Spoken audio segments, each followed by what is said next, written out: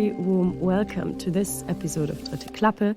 It is the 16th episode already. My name is Judith Koch, and as you might have noticed, this is another episode recorded in English due to the simple fact that we once more got international guests here today.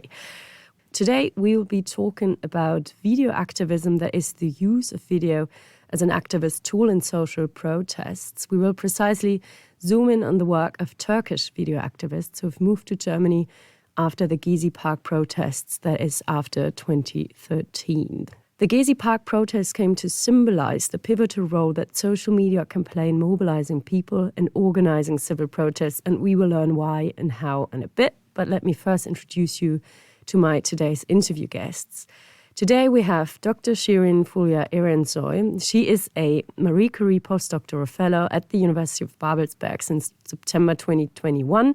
She's working on a project supervised by Professor Jens Eder entitled Vıdeoact, the use of video as an activist tool of self-representation for Turkish practitioners in Germany. This project examines the use of video as an activist tool by practitioners from Turkey who've moved to Germany in the post-Gezi era. Şirin's previous academic work also concentrates on video activism as an alternative media practice and censorship in documentary film practice in Turkey. Her teaching and research interests comprise video activism, documentary film, censorship in media, gender and genre cinema, television cultures. Welcome, Şirin. Hi, Judith. And I'm also happy to introduce today Özlem Sarıyıldız. She's a Turkish video activist, artist, filmmaker, and editor. She was a video activist and documentary filmmaker in Turkey and has been based in Berlin since 2017. She's co-founder of KaraHaber, the first web-based video activist collective in Turkey. Her work comprises mainly documentaries about migration, memory, and identity. Özlem has plenty of projects out, amongst them Resist Memory Derin Belek, of which she is the founder and videographer, and she's currently working on a project regarding germicides in Turkey. Hi. A very warm welcome to you too. It's great to be with you too. My pleasure. So today we will basically talk about the ways video can be used in social and political protests. However, in the sense that these have a direct effect on the livelihoods of those creating the video content. First, I might ask you, how do you actually define video activism? For me, especially in the context of Turkey, I position video activism as an alternative media tool. And in order to understand why I do so, we have to understand how the media operates in Turkey. So even before the Justice and Development Party came to power in 2002, media ownership had shifted away from journalists and where it was in the hands of conglomerate business tycoons. So starting in the late 1980s, Turkey's media sector was already marked by the domination of corporate giants. When the AKP came to power, then Prime Minister Erdogan supported businessmen from his close circles to become media owners. And so pro-AKP business proprietors who were actually operating in other sectors entered the media market one after the other through winning public tenders or establishing their own media organizations. So these kind of new media owner businesses, they had other kind of business involvements in other sectors, and because they had to keep their relationships with the government, pretty intact so that their other businesses didn't suffer, the news content started to suffer. So the media basically turned into a tool for propaganda. It circulated AKP's, ideology and ideas, and critical journalism in that sense faced a very hostile operating environment, which kind of encouraged self-censorship and compromised journalistic integrity for the sake of survival. So for me, this is where video activism comes in. It's emerged in Turkey as a widespread social opposition tool against common media practices. It's a counter tactic against the mediated reality, which is controlled by the government.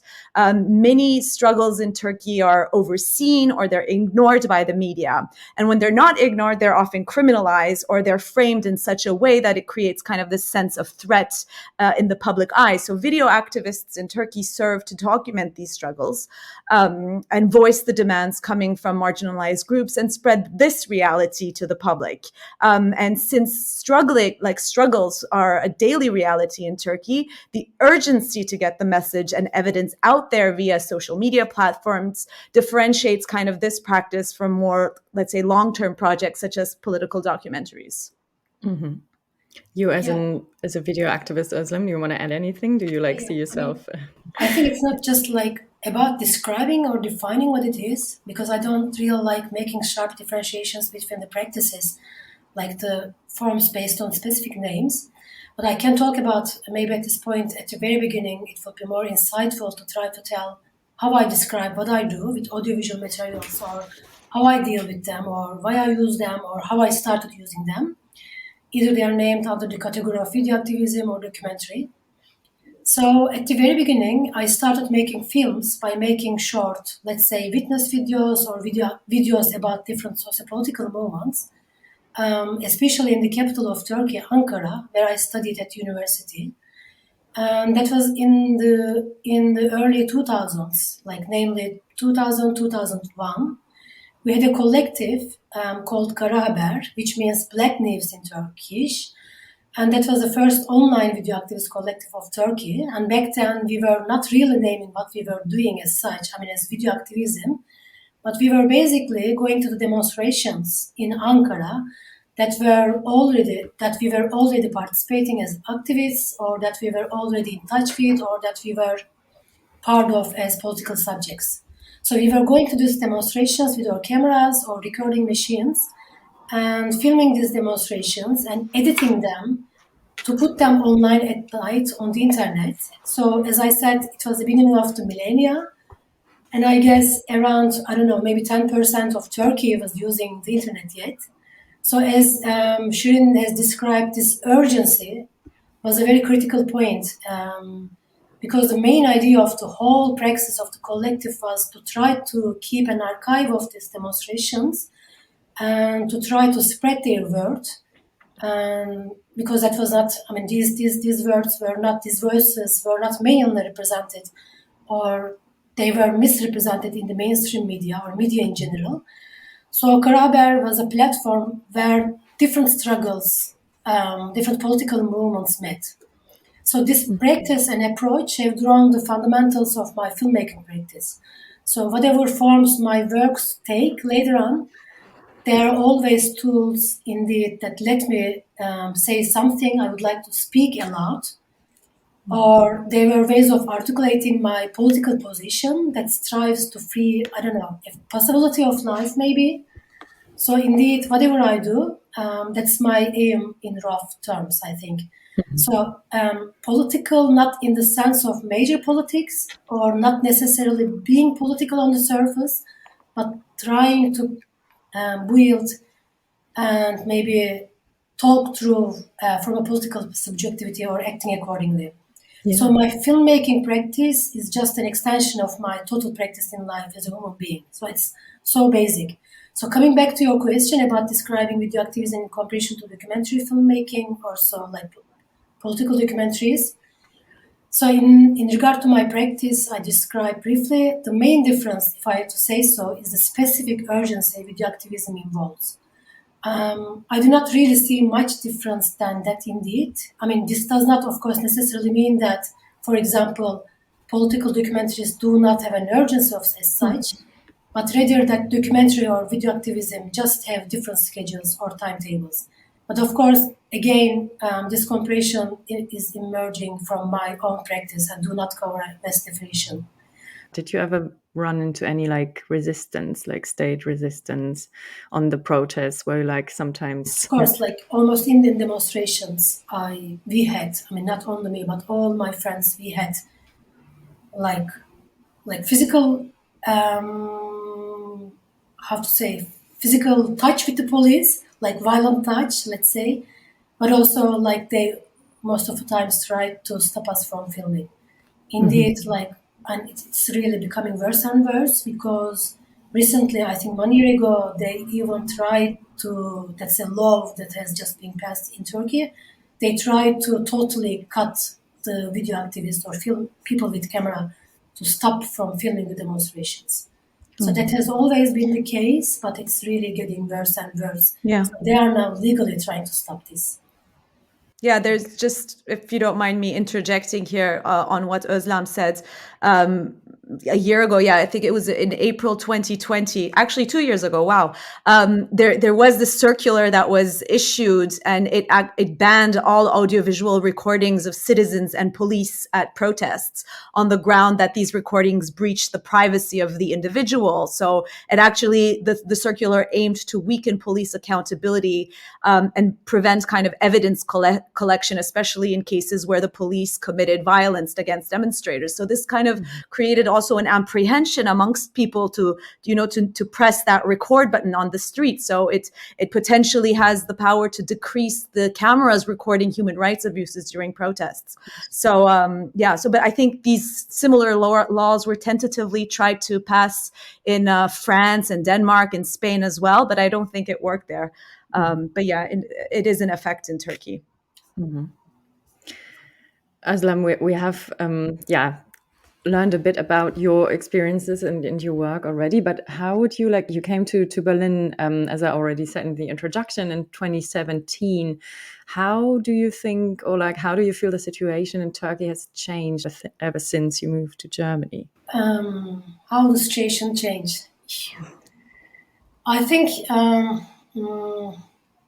it's getting worse on one hand since I came here, but on the other hand, it's really tricky for me to speak about Turkey when I'm living here, because I don't really feel like I am of course I have the potential to speak about it, but I don't really see myself as the real actor, because this is sort of not being rightful to the people who are really struggling there on the ground.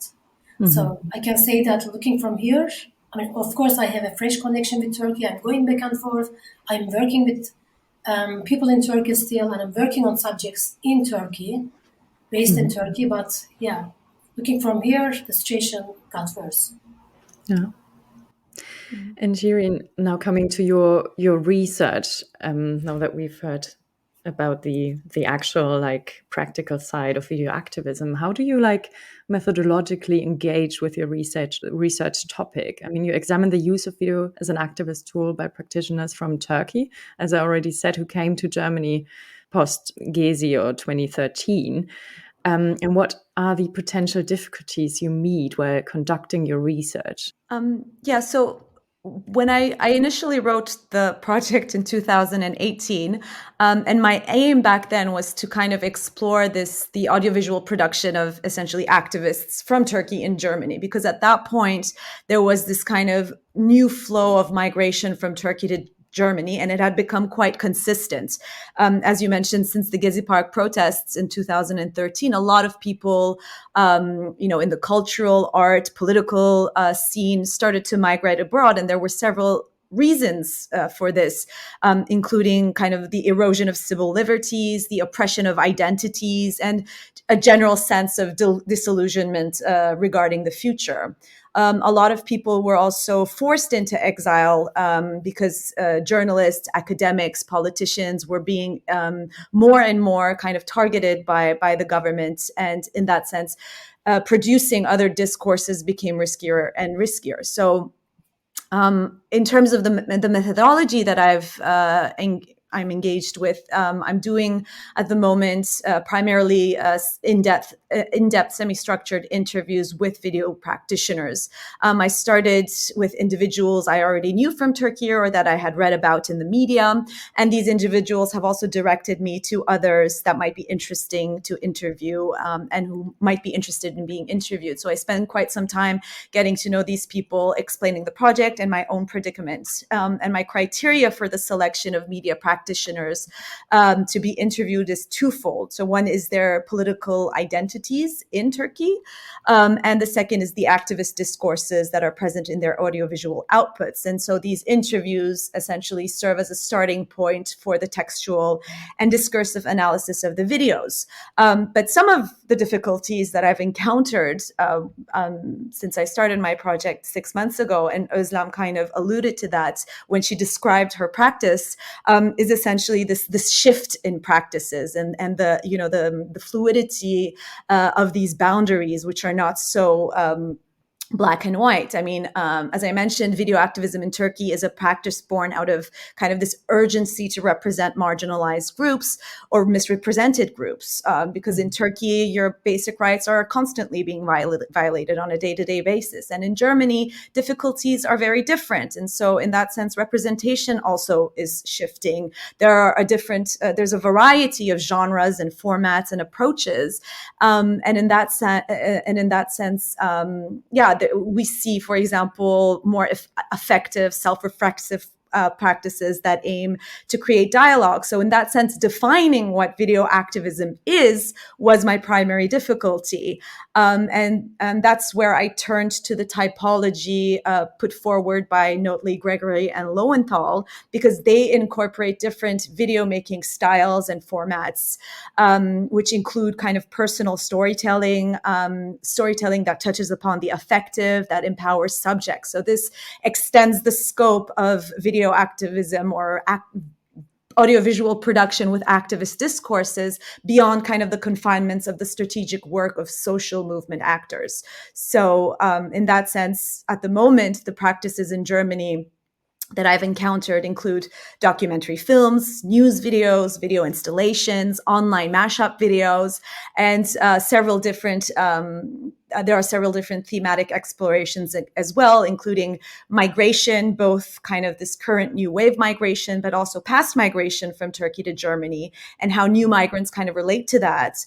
Other forms include kind of this documentation of social movements in Germany as an archival practice. So this archival practice has also become quite important.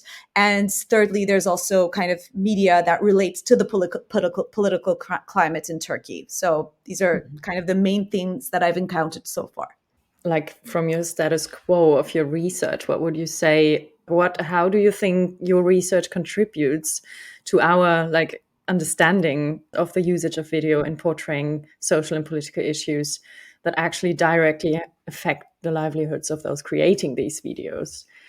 What does it probably convey in terms of what this social and political struggle is actually about? It differentiates, first of all, the different groups coming from Turkey and Germany. So it really shows the differences in terms of migration patterns.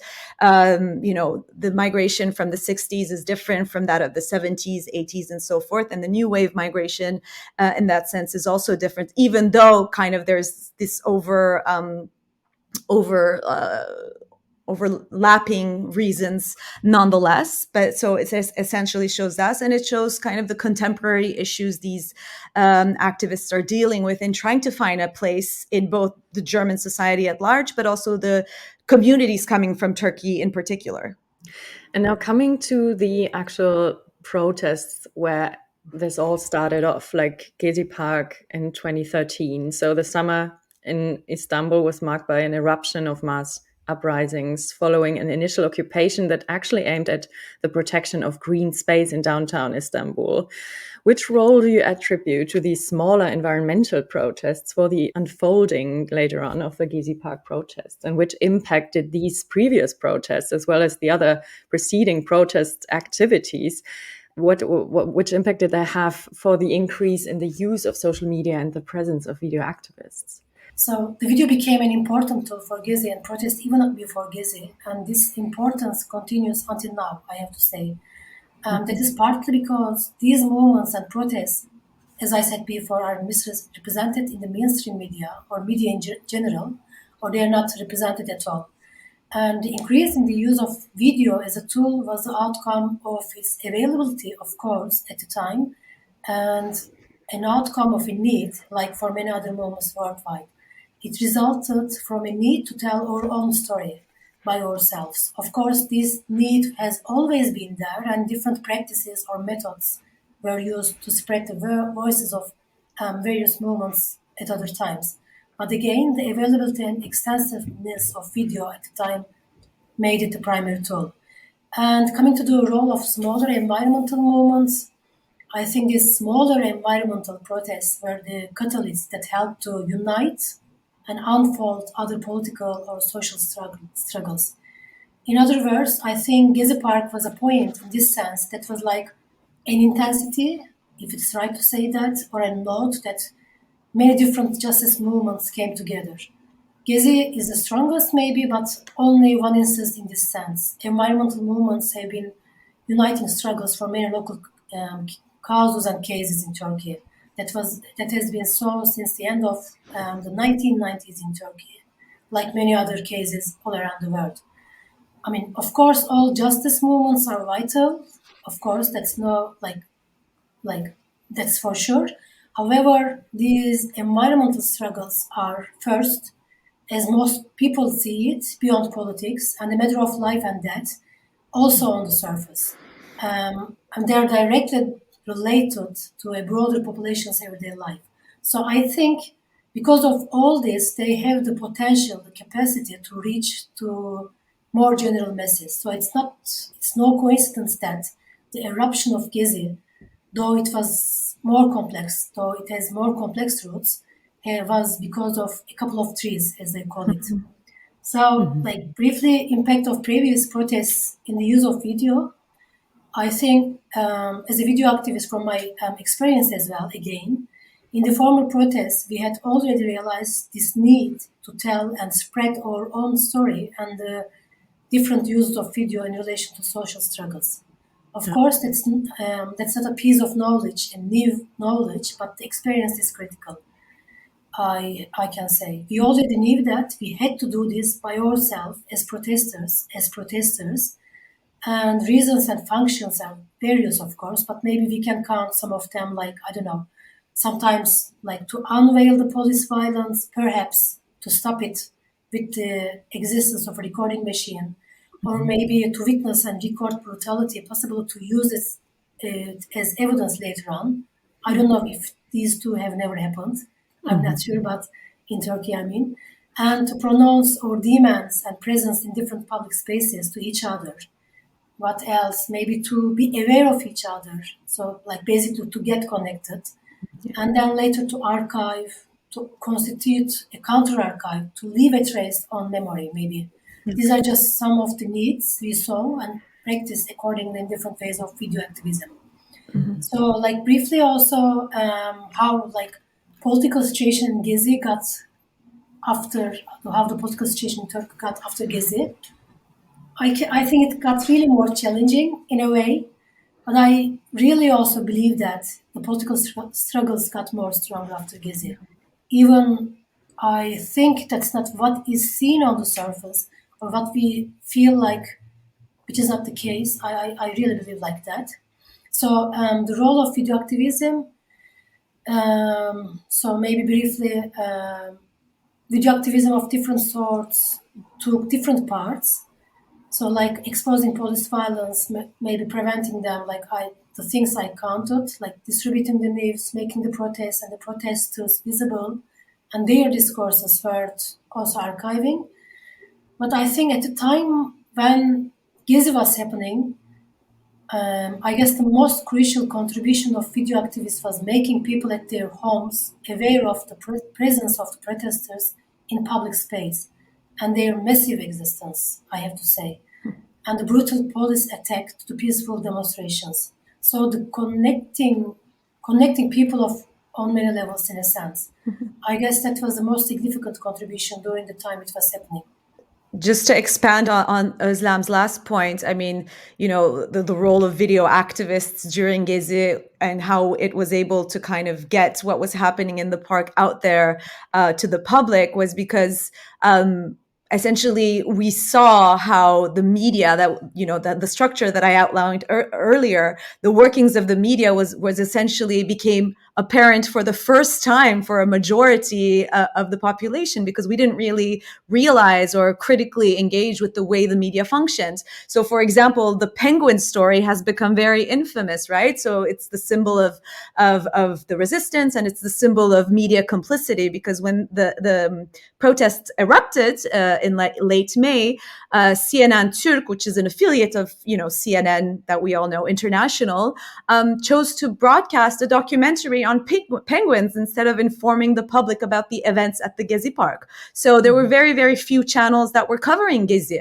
And because of this lack of correct or even, lack of information overall, there was this urgency to create an independent media, an urgency to kind of document what was happening to us. And Özlem really, greatly explained the various things that were documented in that sense, whether it's, the police brutality, spreading the spirit of the resistance, documenting, showing the daily life in the occupied parks, or, just creating a sense of solidarity overall. It really became, a vital kind of strategy in the context of this media that failed to kind of report on what was happening. And there's also this very famous photo that was spread online, the woman in red, for example. This is a photo that was distributed over social media, and it rallied the crowds to the park because it had a universality to it. It was a peaceful protester who was standing up for, kind of these basic human rights, basic ecological values. And it became a catalyst when, in essence, turning this kind of, small, maybe environmental protest into a nationwide political demonstration against Erdogan and his authoritarianism. Yeah, that's really interesting. Thanks for expanding on that. And I really found that one aspect quite interesting, Özlem, that you just mentioned during your answer before. If we sort of think about how these videos constitute space within the political and the material, basically, like what the position of the camera means and what the perspectives mean, and what this proximity of video activists on the ground actually means for our perception. What would you say are the aesthetics of these activist videos, and which, I might say, visual language do they use in relating to politics in an increasingly authoritarian setting? It's really hard to maybe describe one visual language or aesthetic approach when it comes to the videos or video activist works emerging from Gezi. I think depending on the recording machine and the final destination or the distribution technologies aimed, there are different aesthetics. Like, I don't know, filming with cell phones, doing live broadcast, or recording with DSLR cameras, like more, like set aesthetics. They cover different approaches, both because of the tool and the targets, aims, and channels.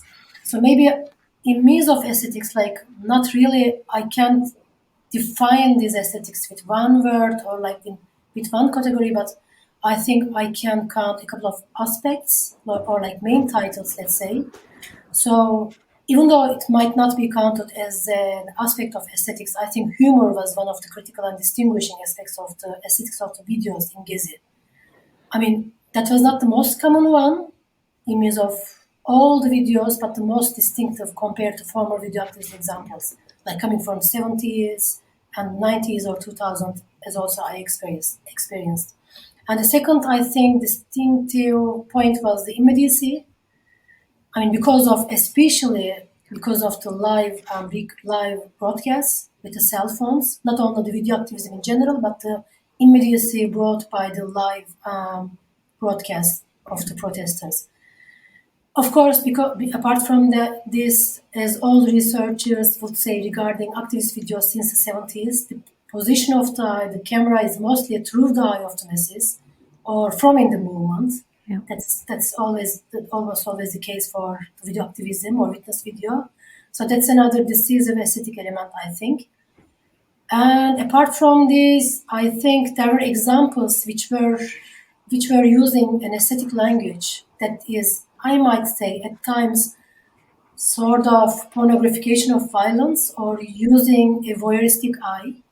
That's something I'm really critical about. But but also I believe that necessitates a real long discussion, because maybe this sort of display of violence has the potential to move the masses.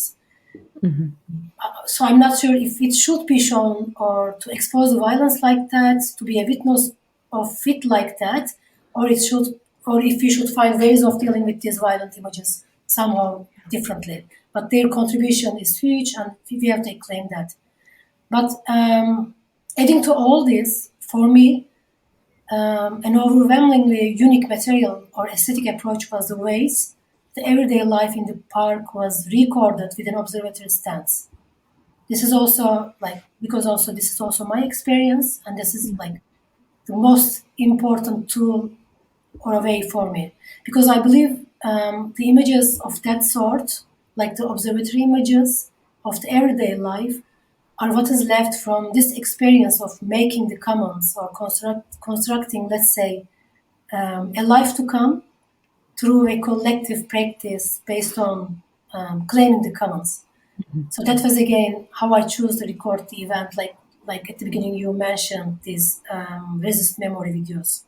So I think basically that is like the frame of the general aesthetics of the videos in Gezi for me.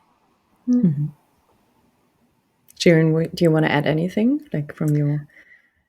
No, I mean, I think, yeah, Özlem really covered it, the detail, kind of the different approaches and the different aesthetic formats. Just perhaps just to maybe expand a little bit, and she mentioned it as well. This notion of like the camera eye being the eye of the demonstrators, right? So the point of identification always lies with the demonstrators. There isn't this divide between, it's not a professional, look on a protest. It's really kind of from within, from the front lines of the struggle. So, usually in these activist videos, the audiences don't really see, we don't observe the video activist's body itself, right?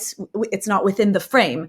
We feel the shakiness of the camera. So the body of the activist in movement is what is felt in the video. So their proximity to the violence make these videos an important resource to understand kind of the subjective experience of the protester, right? So an ordinary person out there who finds themselves in the front lines of the struggle. So they embody kind of this point of view of the protester, and and make sure that the identification kind of lies with them, because usually, and if we look at the contemporary kind of social struggles in Turkey, whether it be the women at the moment, the women's movement and the LGBTQI plus movement are essentially the strongest ones. They're the ones that the people that suffer as a result of social and economic mandates, and so they're the ones who are exposed to violence, to discrimination. Public spaces are not safe for them. So video activists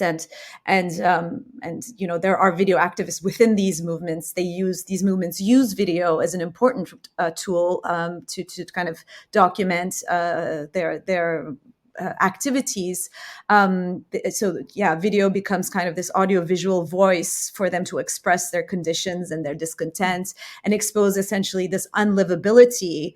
And in that sense, they form alliances and they disrupt the normative structures of power. So this is essentially the most important thing that they do in order to create awareness, mobilize people, and form this visual memory, because they're not documented by anyone else. So this importance of rewriting and writing history through this documentation is very important. Yeah. And now perhaps moving on to those, in exile. I mean, the most prominent example is probably Can Dündar, who was arrested in Turkey in 2015 and has been in exile in Germany since 2016, and who also carried on working here as a critical journalist also. How do you, Özlem, carry on your work over here? How do you organize yourself with other former video activists in Turkey? Do you perhaps join networks, or how do we have to imagine what you're doing here now and how your work has maybe changed? I cannot say, I mean, when it comes to I cannot say really there's a group of video activists per se who move to Berlin together or who act or organize together. But I can say for sure that the networks we had beforehand still continue because our roots or relation to Turkey is still fresh. And we keep a constant political connection. That's for sure. And I think that's also the case for most of my friends. I mean, not specifically for video activists, but that's the case for real filmmakers of Turkey or people from other disciplines as well. And I see keeping this connection is essential for how we act and how I act or exist. And because of this, I mean, that's also like one of the fundamental reasons I choose to work on a subject matter in Turkey for my upcoming film. And yeah, so because, I mean, I like for my work here, I'm working also, I still continue working with some Turkish artists or filmmakers. I continue working with them. I continue working with my fellows back in Turkey. So this network is enlarging, I think. It's like, it's not transnational in a way. It's more transnational than it was before. So like keeping these connections in Turkey and here, and also because so many people have moved to so many different countries, so this connection is expanded, but adding new people and new places. And what would you say, which changes in the narrative or in the ways you portray the situation in Turkey are discernible in your own work? My own work. Okay, I think like there are two main changes in means of my work. One is in means of form, and the other is in means of content. Because back in Turkey, I have worked on many different subjects, but explicitly focusing on migration started back in 2015, 2016, when I was still living in Turkey. And that was when the refugee movement to Europe, mainly from Syria, was one of its peak points. I think the peak point maybe.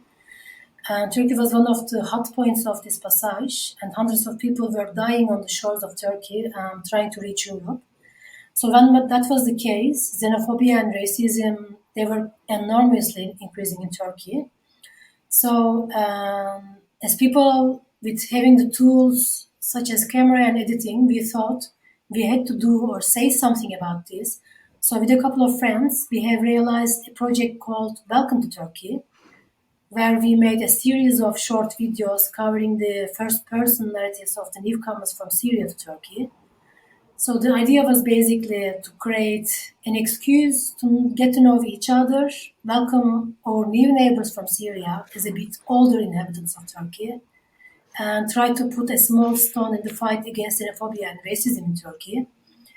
And indeed, up until then, migration has not been a real issue for me, and Welcome to Turkey was the first work in this sense. Mm-hmm. And then after this work in 2017, as you have mentioned at the beginning, I moved to Germany, probably flowing with the considerable migration movement from Turkey to Germany.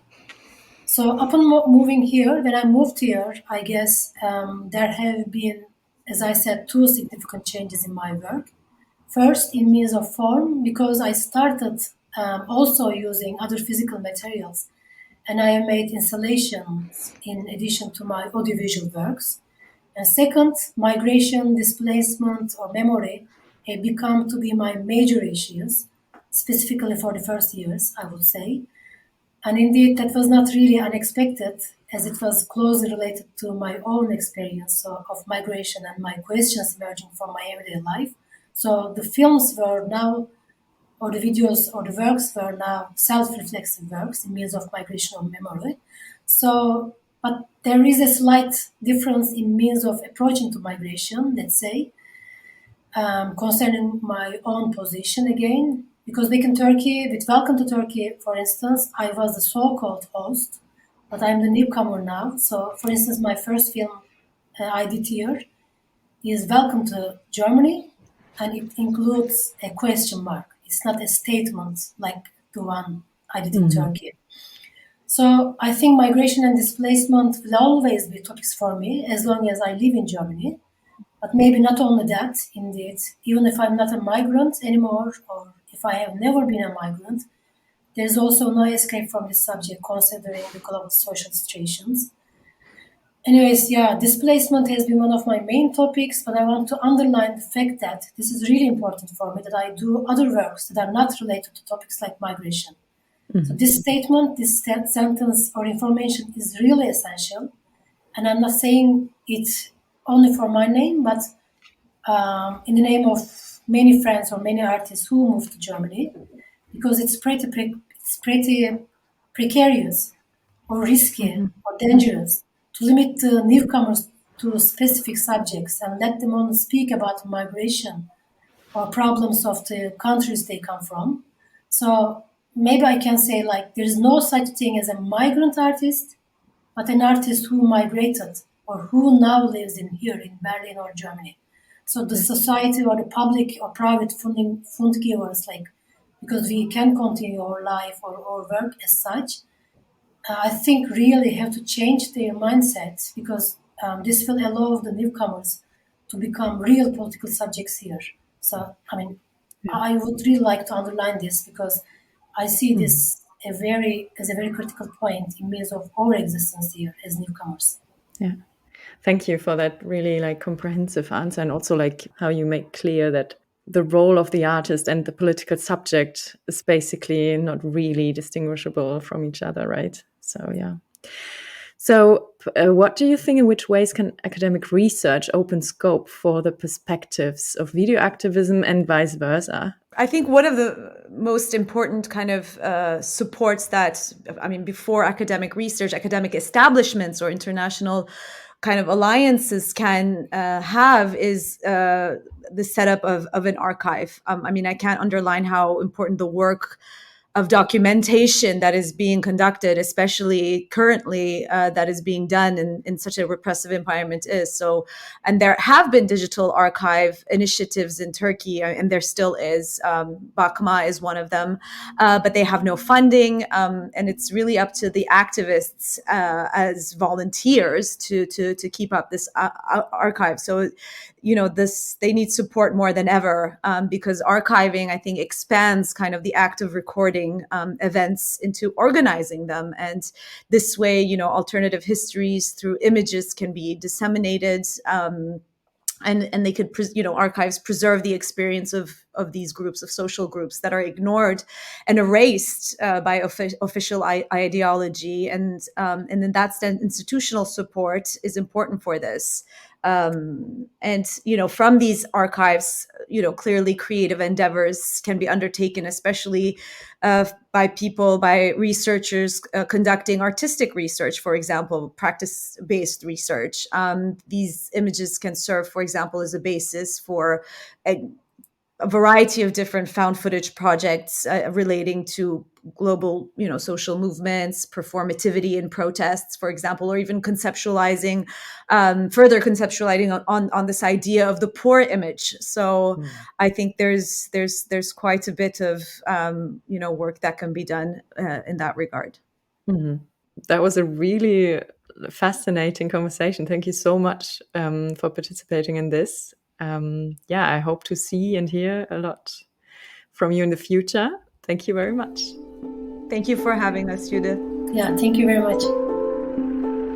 Thank you so much for listening. Today we learned about new production alliances pinpointed with the case of video activism. We talked about how these videos intervene into mainstream media narratives and can open scope for a novel understanding of the dynamics at stake in social protests, while at the same time we learned how in-depth academic research on this issue conveys an increased media literacy. But let me also quickly hint you towards other current research projects on video activism at the University of Film Babelsberg, Attention Strategies of Video Activism on the Social Web, a project run by Professor Jens Eder and his team. This project builds on the results of their previous project entitled Video Activism 2.0 between social media and social movements. The current project is dedicated to researching specific activist strategies for designing, producing and distributing political videos with regard to the attention economy of the social web.